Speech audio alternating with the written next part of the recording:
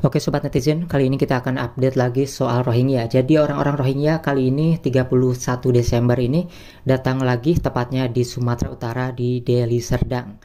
Nah, di sini ada patut kecurigaan karena emang ini ada sangkut pautnya dengan berita-berita yang sebelumnya. Nah, jadi orang-orang Rohingya ini setelah di Aceh, biasanya mereka tujuannya ke Sumatera Utara, tepatnya Medan, dan itu untuk membuat KTP palsu, guys. Nah, KTP palsu ini beritanya ya. Kita cantumkan juga nih sumber-sumbernya biar tidak dikatakan hoax. Nah, orang yang kabur-kabur ketika berada di pengungsian itu tujuan mereka adalah ke kota Medan, Sumatera Utara untuk membuat KTP palsu. Itu ada isunya pokoknya ya. Tetapi belum digali seperti apa karena Bobi Nasution pun wali kota di sana itu ingin berkoordinasi dengan UNHCR tapi kantornya tidak tahu karena sudah pindah dan mencari tahu tidak dikasih tahu gitu. Setelah mereka ini ke Sumatera Utara, saya kira mereka di sana ini mencari pekerjaan di sana, tapi ternyata setelah membuat KTP di Kota Medan itu kabarnya mereka ini dibawa ke Riau. Nah, kenapa ke Riau? Itu karena mereka lebih dekat untuk diterbangkan ke Malaysia untuk mencari pekerjaan di Malaysia. Mereka menetapnya di Indonesia tetapi mencari pekerjaannya ke Malaysia. Nah, jadi mereka ini menjadi pekerja migran Indonesia ilegal, PMI ilegal. Jadi bukan Palang Merah Indonesia ya, PMI-nya ini yaitu pekerja migran Indonesia ilegal. Ini ada beritanya yaitu di iNews TV. Nah, di sini ya. Itu diselidiki oleh TNI beberapa waktu yang lalu. Pokoknya itu ada beritanya karena mereka dijanjikan dengan upah yang begitu besar. Jadi mereka ini masih dicari ya. Ada tekong-tekong kayak gitu lah. Cukong atau tekong pokoknya itu kayaknya sih sama aja ya.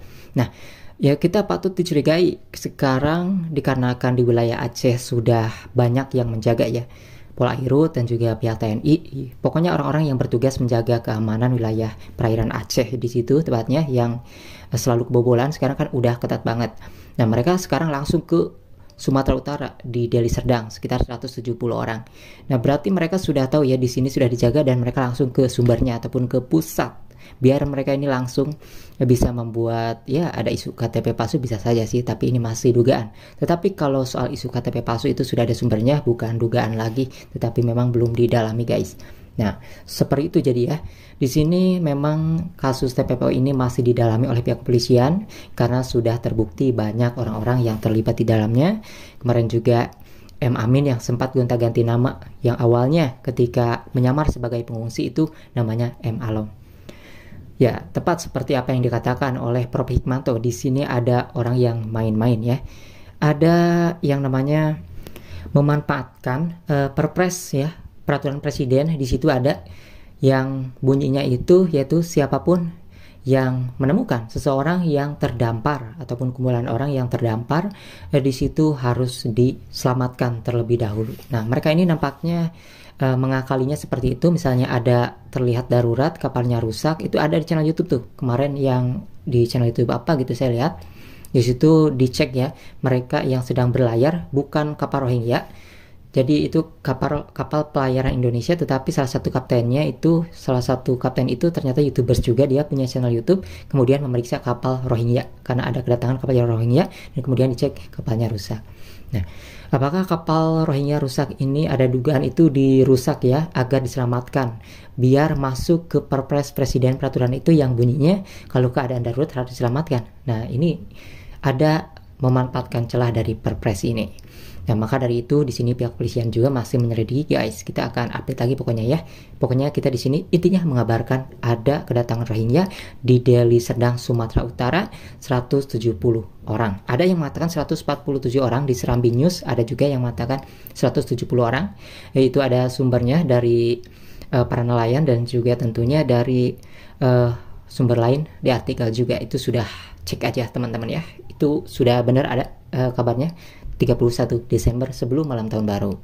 Jadi kenapa tujuan mereka ini sumut ya Sumatera Utara ya karena di Kota Medan isunya ada KTP palsu. Kita akan lihat aja nih apa yang diselidiki oleh polisi dari hasil penyelidikannya kira-kira selain kasus TPPO apa aja yang digali. Nanti kita akan kabarkan lagi. Tentunya masyarakat semua ini penasaran dengan kasus yang belum terbongkar, siapa dalangnya, siapa orang yang terlibat, apakah ada dari UNHCR dan anggota IOM yang terlibat juga, karena di sini polisi sih belum mendapatkan informasi tersebut ya guys.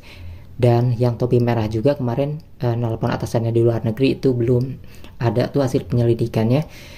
Bisa saja si masyarakat di area tersebut ya yang kemarin sudah memaksa salah satu anggota UNHCR untuk menelpon atasannya di luar yang memerintahkan si anggotanya ini yang penting foto kirimkan aja gitu ya.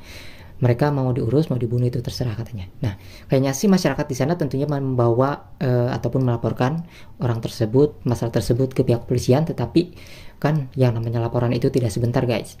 Kalau kita lihat artis-artis aja yang dilaporin, terkadang itu jadi tersangkanya itu bisa 8 bulan kemudian itu. Jadi proses banyak banget ya. Polisi di sini banyak menyelesaikan kasus apapun menyelidiki kasus agar saksi-saksi dan fakta-faktanya itu benar-benar terbongkar guys untuk menetapkan sebuah kasus ataupun adanya tersangka.